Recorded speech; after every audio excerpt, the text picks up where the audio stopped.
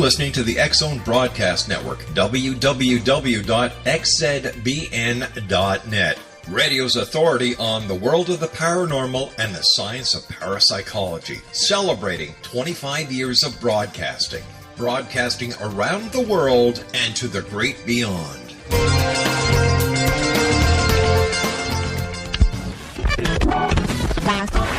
All Hit Radio.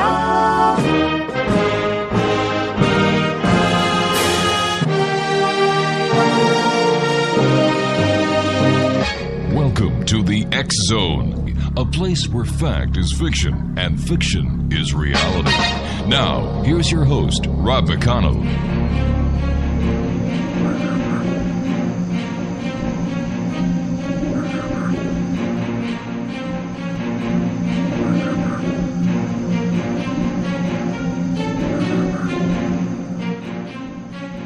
And welcome to the X-Zone, everyone.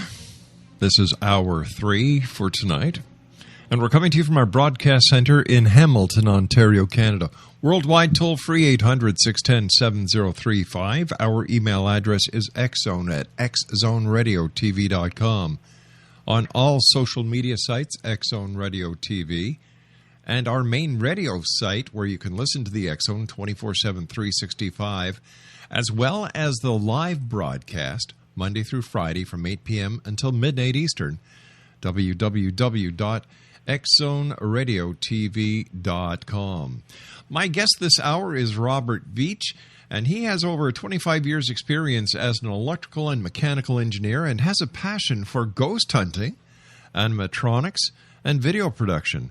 His Jefferson Graveyard Show has been covered on NBC, CBS, ABC, and WGN-TV News, as well as various Chicago newspapers. V Paranormal is a Chicago area paranormal investigation group fueled by passion and dedication to taking paranormal science to a higher level of credibility. Their team consists of electrical engineers, software engineers, audio engineers, and forensic videographers. Now, V Paranormal takes a completely scientific and unbiased approach to paranormal investigations using state-of-the-art technology and their deep engineering knowledge. Some of their equipment is custom designed and not available anywhere else. Some of their analysis methods are proprietary. Joining me now is the V behind V Paranormal, Robert Veach. Their website is www.vparanormal.com. And Robert, welcome to the X-Zone. Oh, how you doing, Bob? I'm doing pretty good for an old guy. How about yourself? How are things in Chicago? Pretty good. It's warmed up a little bit, so that's always a good sign. So you say it's warmed up, so it's about minus 30 degrees, right? Yeah, right. Yeah, it got up to 50, so that's pretty good. Well, good for you guys. It's still blooming cold here at this part of the Great Lakes. But listen, Robert, I have to ask you, how did you get involved in the paranormal? Well, that's a good question. I've always been interested in paranormal for many years, and about 4.5 years ago, I was taking some pictures at my aunt's house, and my son was in one of the pictures. There was a really unique-looking image that was kind of behind him, and to this day I can't explain it, and it was kind of after the death of one of my relatives. So that kind of triggered my interest and piqued it up, and so I started watching a lot of the shows on television, and was getting a little frustrated with how they were using equipment. But, I've always been into the paranormal, but about 4.5 years ago, I formed V Paranormal. What are some of the unique research devices that you have invented specifically for investigating the paranormal? Well, there's a lot of different things on my website that are under the technical section. I've always had an interest in gadgets and technical devices. My background's in engineering, so I've always wanted to take things apart from a really young age. So I started taking apart a lot of the devices that paranormal researchers use, a lot of the typical things like the K2 meters, the Mel meters, things like that, and full spectrum cameras and so forth. So I started to modify these things and make kind of unique devices with the whole goal is to really try and prove that anything really paranormal going on out there. So the list is pretty extensive. It kind of goes, some of them are optical devices that allow us to see shadow figures.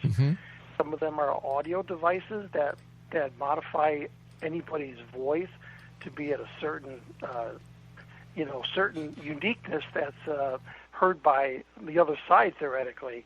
And some of them are things that work with ghost boxes and other things like that.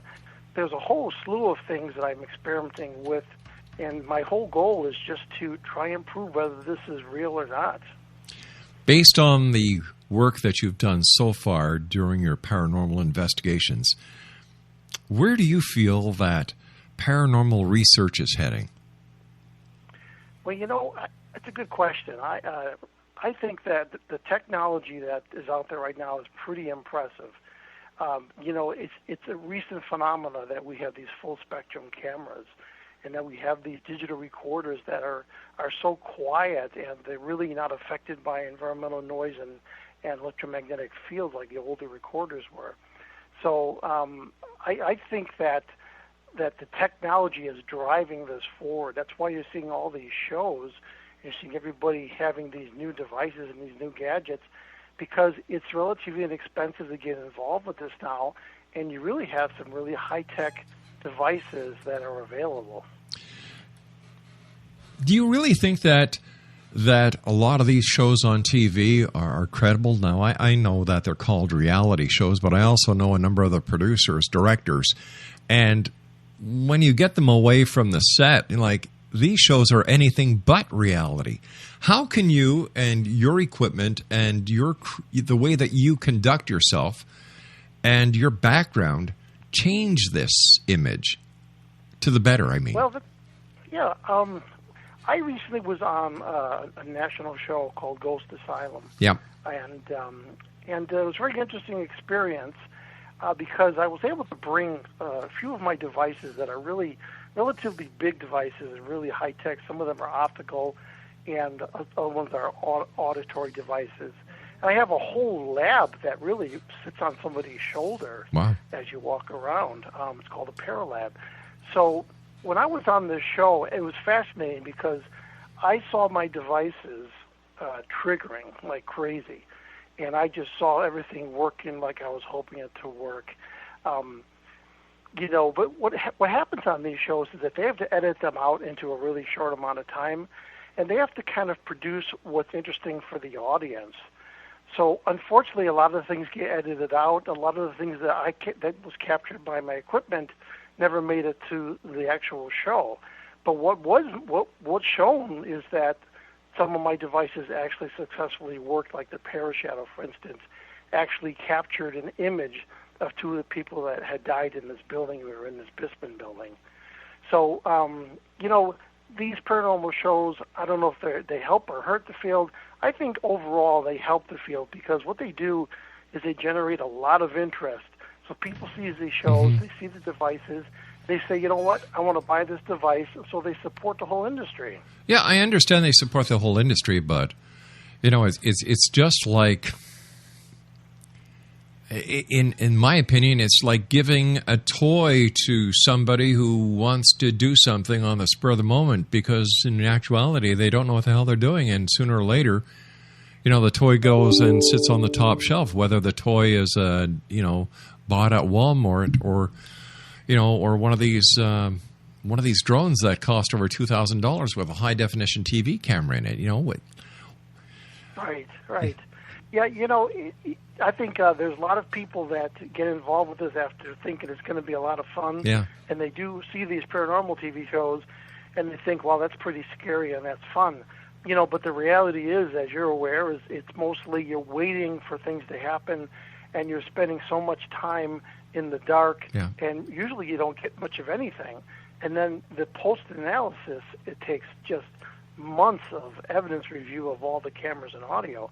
So I think you're right about that. A lot of people think it's all fun, and then they buy this equipment, and then it just sits on the shelf because they don't realize how much is involved in really capturing something. That's right. And like you were saying, the amount of editing that goes on. the producers do have to edit it down to either 22 minutes or 24 minutes for a half-hour show to allow for commercial content. And if the show doesn't pique interest, if it doesn't create numbers, there's no advertisers, and that means the network is not going to renew the show, or they may just decide to drop it after a few episodes. So there's a lot that goes into it. And when the person's sitting at home watching the TV, watching the edited master, the broadcast quality, the broadcast edition, they're seeing a finely put together piece of TV show production. And I don't think they realize the work that goes behind by credible investigators and researchers like yourself into making what is just 22 minutes out of maybe, 6, 8, 10, 12, 14 a day, 2 days worth of video. Exactly. It's an incredible amount of evidence review for these television shows. And, I put together a 20-minute video recently, and I was probably analyzing the data for 45 days on and off, part-time, and some days it was 12 hours a day. Because that's just the ratio of how much time you got to spend to capture something, because evidence is really difficult to get. And you're exactly right. These shows have to entertain people, and some of them are kind of scripted, some of them are lightly scripted, but it's a fine-tuned machine. And what I really enjoyed was that they had somebody like myself, more of a technical person, on this television show, and I hope I brought some credibility to it, and they did capture some really cool things, so that's another good thing. Well, credibility is everything in this game, and to see somebody with your background taking a serious look at it, it makes me feel good. It makes me feel as if there is hope for the industry as well as for the research that is going forward. Tell me about the most interesting case that you've worked on.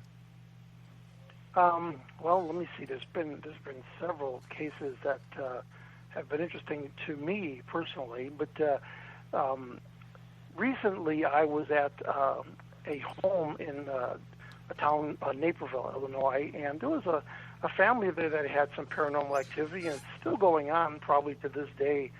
And I brought one of my devices there, and it's a new device. You had on Laura, and she was talking about frequencies. Yes. And it's very interesting what she was talking about, because I kind of invented a device that uses light frequencies and allows an entity to change those frequencies at will. And so we brought this to this home, and we captured a shadow that moved into the frame, and at the same time we got a hit on the K2 meter. So I have this camera going, and I allow entities to present themselves and to see what they look like. It's kind of like a mirror into what they look like. Sure. And they could theoretically see themselves. But the key thing is they could change the frequency, and I think there's something to what all these psychics like Laura are talking about. There's something unique about light frequencies and the frequencies that somebody like Laura is tuning into. Could this also have anything to do with the theory that of the multidimensional aspect of existence, that as they go from one dimension to the next, their frequencies change in order to transcend or Well, this is a new device, and it's at infancy right now, and I'm actually constantly updating it. But I expect to get some really unique results when I bring it to the right location. But I think that's exactly it. I think that there's something going on, and they control these parameters somehow, and one of them is frequency, and it's constantly changing for them, and who knows why. But they're creating these changes in frequency. They're creating these slight electromagnetic fields. They're creating slight charge variations, which then turn into magnetic fields. And that's what I'm trying to hope that this device will do. It'll allow them to pick a frequency, a light frequency, that allows us to see them. And it's kind of like a mirror. They're looking into a mirror themselves. It's an HD camera pointing at their face. Right. And hopefully they can manipulate this device through environmental changes, just like we talked about frequencies. They can manipulate this through a K2 meter, a MEL meter, EMF changes, temperature changes, and hopefully we'll capture something really unique and we'll present it. It's almost as if they go through a vibrational wormhole. Yep. Yeah. It sure seems that way. I wish we all had an answer for all this, because it's the hardest thing to capture evidence and to explain what's going on when you actually capture it, because there's a lot of environmental things that will corrupt evidence, audio-wise, and so it's always a fine line for what you present and what you actually gather, and making sure that it looks as credible evidence. Robert, why is it so difficult for researchers like yourself to get the actual paranormal evidence? Well, to me it doesn't seem like it's that difficult overall, as long as you're willing to spend 12 to 15 hours in the dark with thousands of pieces of equipment. Yeah. I think statistically, it's kind of like, there was recently a type of lightning that was a theoretical lightning that they'd never physically seen or captured on video. And they knew that this lightning existed based on mathematics of the charge and of the clouds and the density changes. And all of a sudden, they captured this finally. Now, this has been happening, who knows, millions of years probably. And all of a sudden, they capture it. I think it was 5-6 years ago. So I think paranormal is the same kind of thing. These things are happening around us all the time, but they happen so quickly and so randomly. I give you a good example. I was at an investigation, and I came home, and this was a local investigation at a senior's home, and I actually started seeing shadows moving in my house, and I can tell you I've never experienced that before in my entire life. And my wife started seeing them too, and she's a pretty skeptical person about this. So does that mean that I'm able to capture something like that? I'll tell you, I set up all my equipment for a week, and I didn't capture one thing, because it's the hardest thing is to capture a random event. It's like you have all this equipment set up. You have to have cameras going 24/7. You have to have digital recorders at every spot in a house and wired microphones, and just statistically, it's very, very difficult. So when you do finally get something, you're ecstatic about it, and you always have to balance it out and make sure that you're not being fooled, and use certain analysis on the evidence you get before you present it.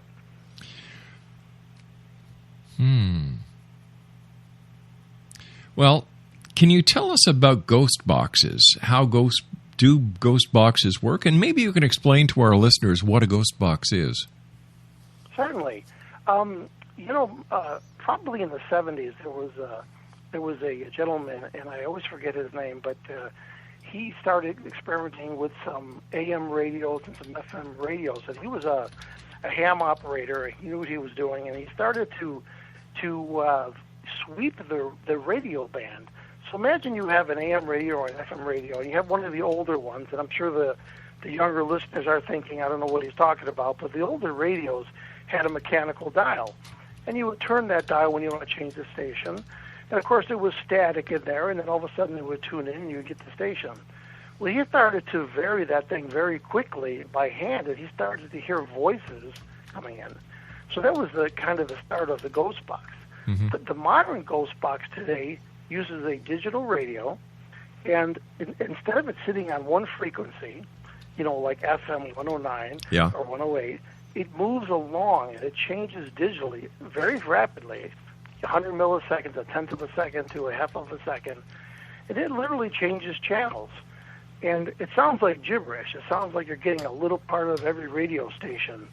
And that's the whole goal of the ghost box, is to scan so fast that it is all gibberish. And then if you all of a sudden get a response from something in the environment that is more than 1/10 of a syllable, then you know that something's going on, because there's no way that you're going to get 4 or 5 radio stations saying something in the sequence that makes any sense. So all of a sudden you have a word like hello, or I'm dead, or goodbye, or a name. And if you're changing channels at a tenth of a second a channel, that's pretty compelling, because no radio station is going to put together a person's name with the word hello that rapidly. So it sounds like a ghost box is another version of a multi-band scanner, like the old Bearcat scanners. that would just scan frequencies and stop momentarily if there was some traffic on that frequency. So how do you decide what frequency to start at and finish at in order to make sure that you don't pick up frequencies or channels that are being used commercially or for private use? That's a good point. And these things work on the FM band with this music. And, you could be broadcasting right now. The X Zone could be on a station and broadcasting in the air. And you would pick it up in the ghost box. So the way to avoid the contamination is to lower the antenna or to remove the antenna. I have the antennas removed in all my ghost boxes. But what happens is you do get contamination of a radio station. So a lot of times you'll hear little snippets of sound. But you get really good at listening, and you hear these snippets of sound which don't make any sense. Then all of a sudden you get something that's contiguous. And I'll give you an example, Rob. I had the ghost box at an investigation, and the person's name was Trump. It had nothing to do with Donald Trump. And this guy was called Trump. It was short for Trumper. And we kept saying, can you say some entity was driving this guy crazy in his home, and we kept saying, can you say his name? Well, there's several times where it said the name Trump. And if you analyze the audio, you can see that no radio station is going to put together the T, the R, the U, the M, and P. So that's really compelling. And we actually had the antenna removed, and we said, you're playing music into this person's ears, so you're driving them crazy. If you're so powerful, can you play music in our ears? And we captured a whole song that was contiguous, even though the radio was scanning at a tenth of a second. So, you can get some compelling evidence from a ghost box. You just have to understand its limitations and not be fooled when you get a radio station coming in. Because it's just like you said, it's like a scanner. Right. And it's scanning really fast, but it doesn't stop. It scans, and it just keeps looping around on the FM band or the AM band. All right.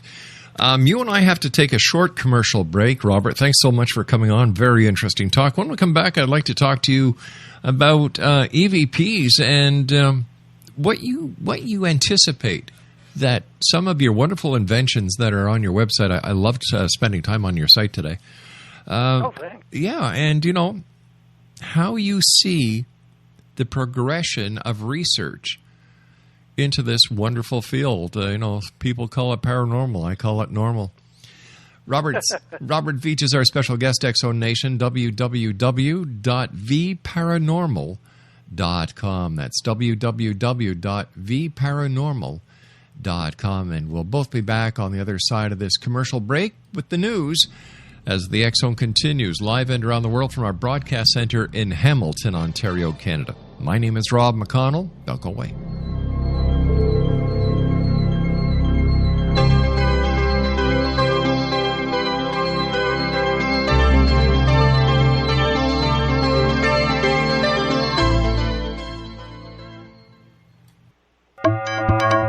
You're listening to the X-Zone Broadcast Network, www.xzbn.net.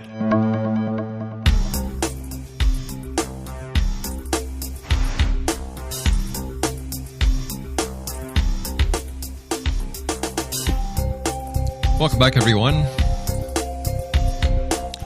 This is the X-Zone, a place where people dare to believe and dare to be heard. By the way, the clip that we played during the last commercial break while our network affiliates, feed the news, that was from Easy Rider. Remember that movie way back when? Jack Nicholson, Peter Fonda, and who was the other guy? Dennis Hopper. There you go. And they were kind of pretty spaced out on some good Southern grass, and that was a conversation that they had in the movie, and the movie goes back to, I believe, the 60s or early 70s. So already way back then they were talking about extraterrestrials, the interaction with humanity, why there's a government conspiracy, and so on. So I just thought I'd share that with you. My guest this hour is Robert Veach. He is the brains. He is the driving force behind theparanormal.com. They're based in Chicago, and Robert is a former mechanical engineer who has invented several new pieces of technology specifically to investigate the paranormal. Once again, visit his website. It's a fascinating site, plenty to read, plenty to learn at www.vparanormal.com. Again, Robert, thanks very much for joining us. But I started talking about EVPs, and is there a difference between an EVP that is recorded on analog recording devices and an EVP that is recorded digitally? Well, that's a really good question. There is a difference in the way that the EVP is possibly coming into the device. An analog recorder is usually a physical medium. It's a polymer, a plastic material that has iron oxide on it, and it can be magnetized on and off. And whereas a digital recorder is ones and zeros being stored into a memory device. But the thing that makes them really the same is that EVPs typically don't even use the microphone. They actually bypass the microphone as a very unique magnetic field. So in a sense, the old recorders were very similar to the new digital recorders, because a lot of times you can even remove the microphone and still get an EVP. Because I feel that EVPs are being presented to our device by a very minute electromagnetic pulsar a signal that is bypassing the microphones themselves. That's why you don't hear it in the environment. That's why it's always in post that you all of a sudden get these EVPs or these electronic voice phenomena going on, because they're really not there. They're not moving the air molecules. They're not vibrating your eardrums. There's something beyond that. They're electromagnetic or moving charge that's going into your device. In the olden days of radio, we used to have to keep logger tapes. Every 24 hours, actually it was every 12 hours, there was one machine that would click to the next, and we had to keep the logger tapes for the CRTC as well as they do down in the States for the FCC.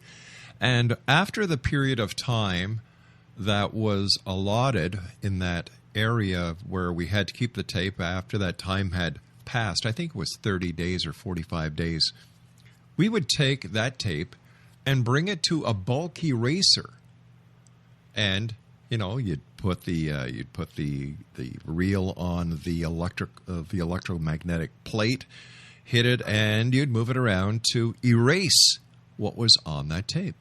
But what we found out many times is that we didn't totally erase the tape, and there would be bleed over from the previous play. And I often wonder if this is happening within the EVP community when it comes to the old analog system, or the little analog cassettes that would take these little audio cassettes. That's interesting. The bleed over, probably when you're listening to the bleed over, it was probably going backwards. It probably freaked you out if it was a tape that you would flip around. I don't know what it was. But, that bleed over is similar in a way to an EVP, because the bleed over is a minute signal that is left on that iron oxide. And an EVP is always in the mud. It's very, very low. So those probably sounded like EVPs, but they were probably, the leftover remnants of the magnetic field that was on that iron oxide. But today's digital recorders are great because they have shielding in them. They don't allow external signals to go in.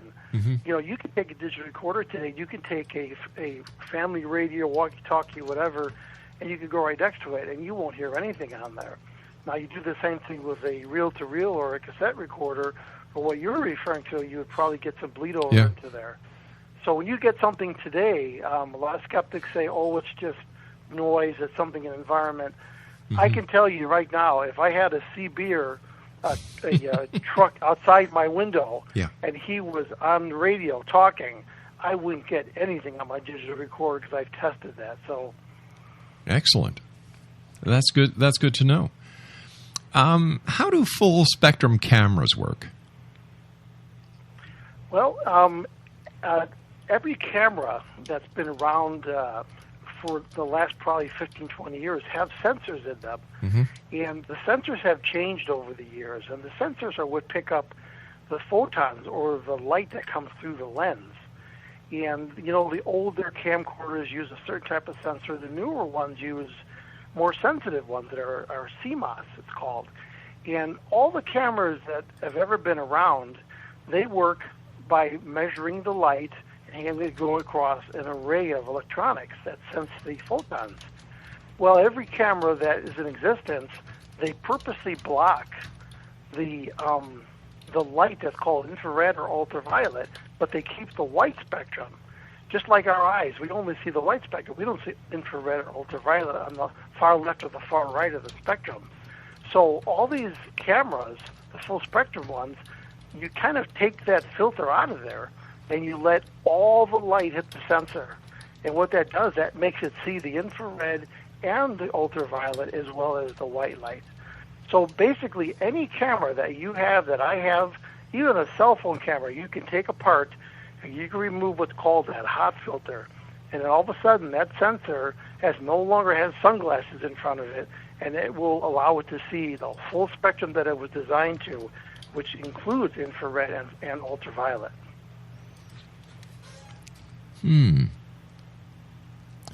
Let me ask you this: who do you feel is really doing the communication during an investigation? Well, that's a good question. Again, I wish I had the answer. Really, I have a feeling that, you know, just like the spirit communicators like Laurie had on, they sense or they feel things, and some of them actually see something going on. I work with a sensitive that's very similar to Laura, and I worked with her a couple times on some investigations. Her name is Amy Bianc, and she is a sensitive, and she could sense things. And after working with her, I kind of feel that there's something going on in certain select environments, and it's almost like there's an entity that is in this environment that is trying to communicate to you for some reason. And the whole mystery is, why are they communicating, and is it residual, like what is actually going on? But after working with a sensitive, you know, like your guest Laura, right, I kind of feel that this is real, that there's something going on, and we just have to get the right equipment and the right people together to capture something that is more phenomenal, that skeptics can't say doesn't exist. Because after doing this, I'm a skeptic at heart, right, and I make all this equipment to try and prove that this is real. And I can tell you, after doing this for almost 5 years now, there's definitely something going on that is triggering my devices and other people's devices. And I really don't know what it is, but there's something paranormal going on. There's no question about it at this point. I'm no longer at the point where I'm saying, you know, that doesn't exist. I'm at the point now saying it exists, and I'm going to prove it using my equipment. You know, I don't think I wouldn't call you a skeptic. What I would call you is a seeker of truth, a scientist, because that's what a scientist does, exactly what you're doing. So skeptics, I've known many skeptics in my life, and I've had them on the show, and they do not approach a situation like you do. You know, they won't take any other point of view. They will not try to prove their point. They just blah blah blah blah blah. That's my proof. But I admire the way that you and your team go at it, and I'm sure that we'll be hearing more about you and your team in the future. I sure hope so. I'm going to keep moving forward, and I'm going to keep developing things, and maybe on other television shows, and try and show what's going on and what I've developed. Right.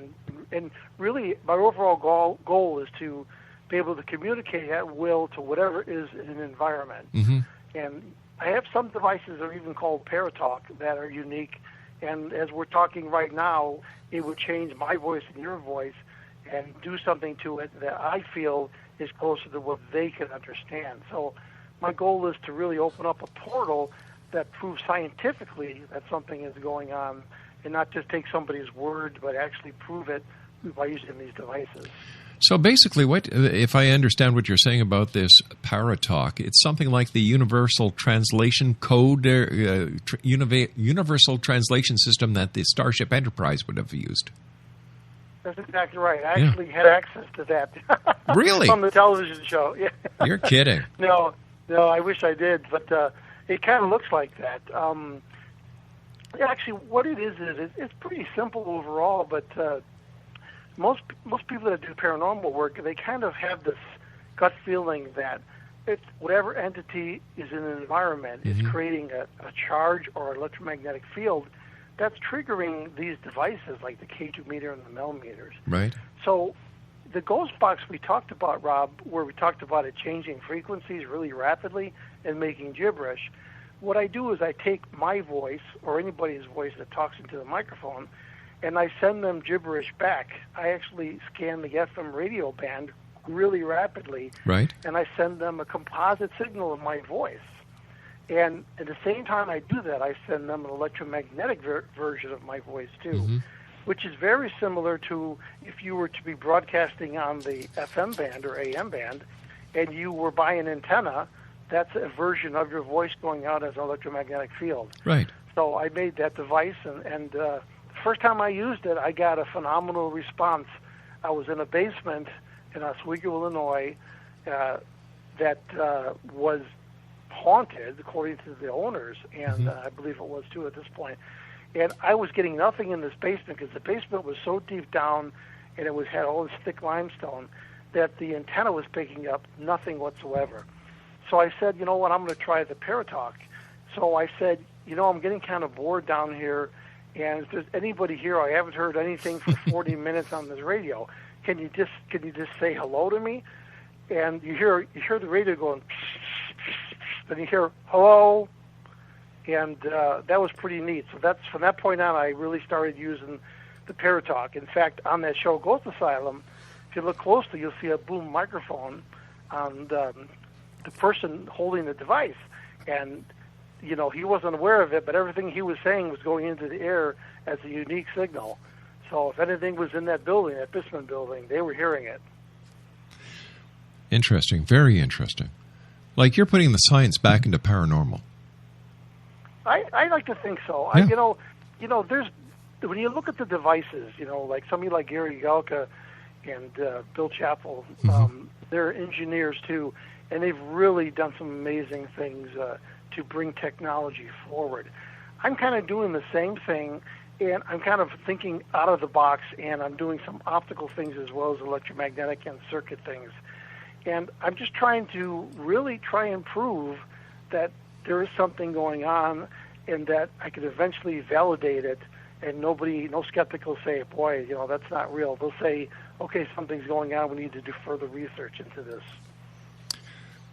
How should investigators, or what could investigators, paranormal researchers or paranormal investigators do to improve the images that they have to the public? Like what can they do? How can they clean them up? How should they present them? Well, some teams, I think there's a lot of teams out there, probably in the thousands, and some people get into it for the wrong reasons. They might charge money to investigate. You shouldn't be paying any money for an investigation. That's not the way they do it. A good team never charges any money. They try and gather evidence and try and help you. But I think because of these shows, because of television, I think that the image of the investigator has probably gotten clarified and cleared up in some ways, because most people didn't know anything about it. And now you can go to the average person and you could say, do you know what a millimeter is or a K2 meter? They actually have an idea now. So I think investigators just need to do what they're doing, to do these investigations and to not charge for them, and to present the evidence as best they can. If they can, make a video of it, make the evidence available to the public, which is what I always do, and then people will feel more comfortable, and you'll start to get more cases. The public will then not feel that this is all crazy stuff. They'll think that this is real science-based. And like I said, this is what the paranormal community has needed from day one, and thank God you and your team are actually doing it. Hats off to you, pal. Oh, there's no problem. Thanks for that compliment. One final question.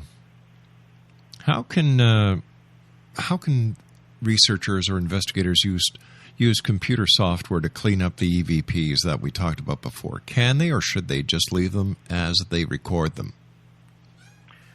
Well, that's another good question, Rob. The EVPs that we typically get are really unclear, and they're really, really low level compared to the audio. Mm-hmm. So, if you're in an environment and you have it really quiet, which you should try and do, and when you ask questions in an environment, you should always have a nice long pause in there so that there's a silent period, because they're so hard to hear, these EVPs, because they're kind of in the mud. So there's various pieces of software. There's Adobe Audition. There's a free Audacity out there. And what you could do is you could bring what you think is an EVP. It's a little section of your audio. You ask a question and say, is anybody here in this environment? And all of a sudden you get this very low answer to that. And what you could do with that software is you can enhance it. You could just raise the volume of it. And of course you can get fancy. You could put filters on there, and you can try and clean it up.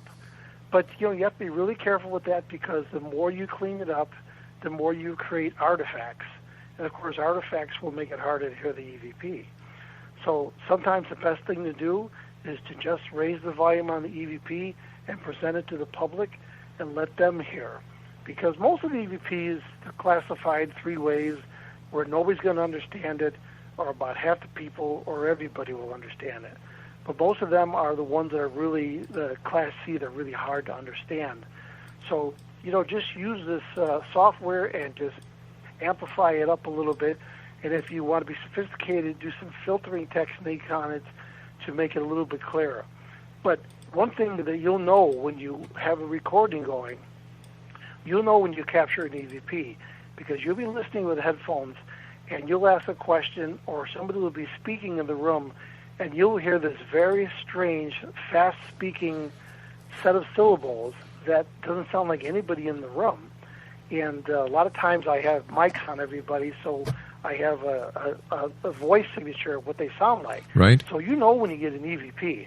And another thing is, EVPs that come in, this phenomena, they usually come in right in the middle of the stereo field. They don't come to the left or to the right. It's not like I got a stereo microphone and somebody in my right saying, hey, buddy, I'm a spirit. It's usually right in the center, and it's in the field. So you can't be fooled, because it's going to be right smack in the middle. Kind of like where the drums are in the song. They're always in the middle. Yeah. The EVPs are going to be there, too. Robert, the time has come for now where I must say so long to you. Congratulations on the great work you're doing. Congratulations on your team. And I would love to have you back on in the future. I would love to be back on the show. This is great, Rob. I appreciate the opportunity. Hey, listen, if there's anything we can do to help you, you just give me a call. You've got my contact information. Okay, thanks, Rob. Appreciate it. Robert, take care of yourself. And Exonation, Robert Veach has been our special guest this hour. Do yourself a favor. If you know any paranormal researchers, ghost hunters, whoever who has interest or wants to become a bona fide researcher, and they're looking for equipment, send them to www.vparanormal.com. That's www.vparanormal.com. I'm telling you, I was at the site today, spent time there, and it's just amazing stuff. It's about time that people, and I'm glad that Robert and his team are doing this, engineers, scientists, software people are actually getting together, creating the equipment that will finally, hopefully, end this mystery once and for all. Just imagine being able to pick up a little device and talk to someone on the other side who has passed on. Now, that is something that Apple can't do. We'll be back on the other side of this break as we continue here in the X-Zone from our broadcast center in Hamilton, Ontario, Canada. Once again, Robert Veach has been my guest this hour. His website, www.vparanormal.com. That's the alphabet V, paranormal.com. Oh, I'm telling you, these are wonderful times. The truth is out there. And I want to believe I really want to believe, but I also want to see the evidence to substantiate the claims. And I believe, based on what I heard over this past hour, that the truth is not that far away. I'll be back. Don't go away.